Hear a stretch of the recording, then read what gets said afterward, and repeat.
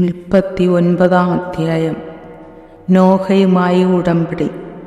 നോഹയെയും പുത്രന്മാരെയും അനുഗ്രഹിച്ചുകൊണ്ട് ദൈവം പറഞ്ഞു, സന്താനപുഷ്ടിയുണ്ടായി പെരുകി ഭൂമിയിൽ നിറയുവിൻ. സകല ജീവികൾക്കും, ഭൂമിയിലെ മൃഗങ്ങൾക്കും, ആകാശത്തിലെ പക്ഷികൾക്കും, മണ്ണിലെ ഇഴജന്തുക്കൾക്കും, വെള്ളത്തിലെ മത്സ്യങ്ങൾക്കും നിങ്ങളെ ഭയമായിരിക്കും. അവയെല്ലാം ഞാൻ നിങ്ങളെ ഏൽപ്പിച്ചിരിക്കുന്നു. ചരിക്കുന്ന ജീവികളെല്ലാം നിങ്ങൾക്ക് ആഹാരമായി തീരും. ഹരിതസസ്യങ്ങൾ നൽകിയതുപോലെ ഇവയും നിങ്ങൾക്ക് ഞാൻ തരുന്നു. എന്നാൽ ജീവനോടു കൂടിയ, അതായത് രക്തത്തോടു കൂടിയ മാംസം ഭക്ഷിക്കരുത്. ജീവരക്തത്തിന് മനുഷ്യനോടും മൃഗത്തോടും ഞാൻ കണക്ക് ചോദിക്കും. ഓരോരുത്തനോടും സഹോദരൻ്റെ ജീവന് ഞാൻ കണക്ക് ചോദിക്കും. മനുഷ്യരക്തം ചൊരിയുന്നവൻ്റെ രക്തം മനുഷ്യൻ തന്നെ ചൊരിയും. കാരണം എൻ്റെ ഛായയിലാണ് ഞാൻ മനുഷ്യനെ സൃഷ്ടിച്ചത്. സന്താനപുഷ്ടിയുള്ളവരായി പെരുകി ഭൂമിയിൽ നിറയുവിൻ. നോഹയോടും പുത്രന്മാരോടും ദൈവം വീണ്ടും അരുളി ചെയ്തു, നിങ്ങളോടും നിങ്ങളുടെ സന്തതികളോടും ഞാനിതാ ഒരു ഉടമ്പടി ചെയ്യുന്നു. അതോടൊപ്പം നിന്റെ കൂടെ പെട്ടകത്തിൽ നിന്ന് പുറത്തു വന്ന ജീവനുള്ള സകലതിനോടും, പക്ഷികൾ, കന്നുകാലികൾ, കാട്ടുജന്തുക്കൾ എന്നിവയോടും നിങ്ങളുമായുള്ള എൻ്റെ ഉടമ്പടി ഞാൻ ഉറപ്പിക്കുന്നു. ഇനി ഒരിക്കലും വെള്ളപ്പൊക്കം കൊണ്ട് ജീവജാലങ്ങളെല്ലാം നശിക്കാൻ ഇടവരികയില്ല.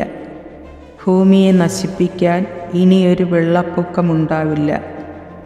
ദൈവം തുടർന്ന് അരുളി ചെയ്തു, എല്ലാ തലമുറകൾക്കും വേണ്ടി നിങ്ങളും സകല ജീവജാലങ്ങളുമായി ഞാൻ സ്ഥാപിക്കുന്ന എൻ്റെ ഉടമ്പടിയുടെ അടയാളം ഇതാണ്.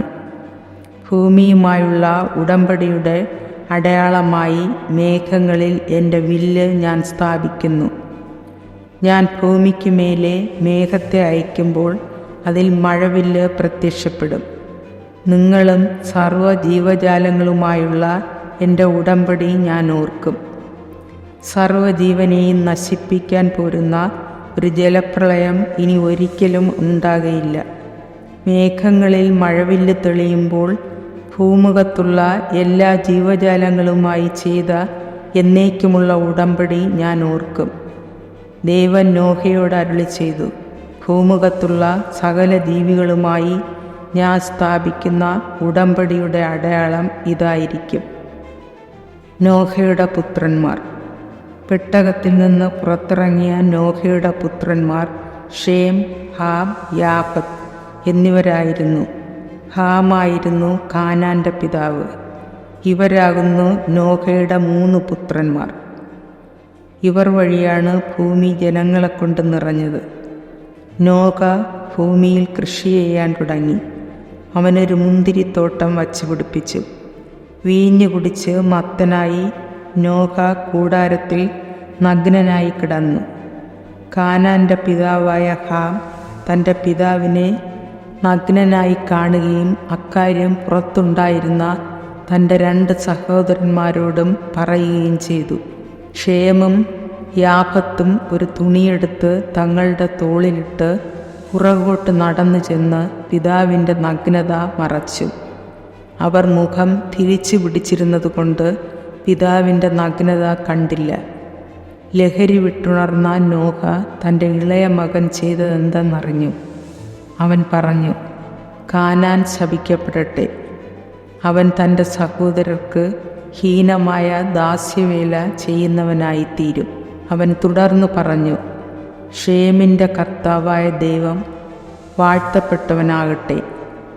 കാനാൻ ഷേമിൻ്റെ ദാസനായിരിക്കട്ടെ.